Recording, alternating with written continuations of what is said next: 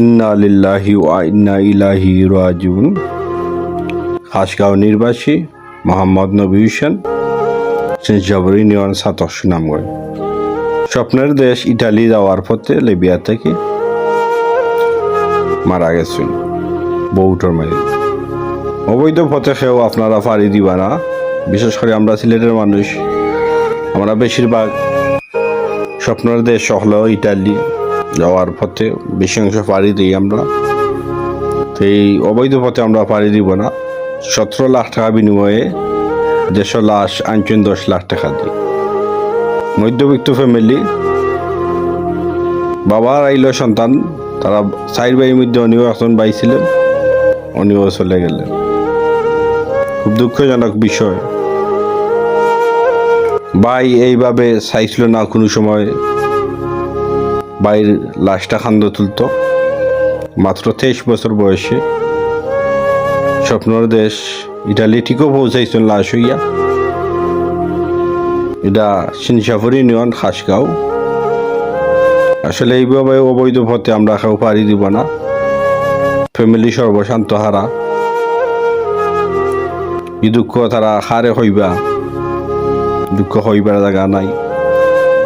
দালালের খপ্পরে পইরা 17 লাখ টাকার বিনিময়ে এবং 10 লাখ টাকা গেছে লাশ আনার।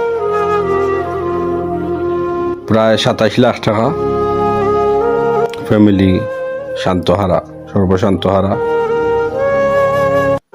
ফ্যামিলি। সান্ত্বনা দেওয়ার মতো নয়। বাবা হুলচেয়ার বাদ, ছেলের জানাজার মধ্যে বাবা, শত শত মানুষ উপস্থিত। 20 অক্টোবর মরহুমের জানাজা হয়েছে খাসগাঁও পশ্চিমপাড়া। খুব দুঃখজনক বিষয়।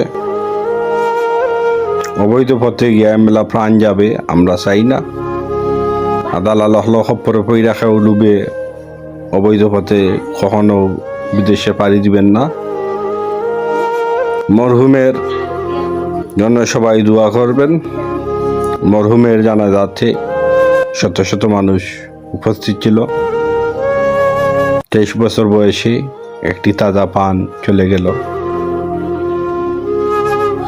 মোহাম্মদ নবী হোসেন। ভিডিওটি ভালো লাগলে আপনারা শেয়ার দিবেন। শেয়ার দিয়ে অন্যদেরকে সচেতন করবেন, যাতে কেউ অবৈধ পথে এভাবে পাড়ি দেয় না। নবী হোসেনের মতো যাতে দেশে লাশ হয়ে ফিরে আসে না, এই প্রত্যাশা রইল।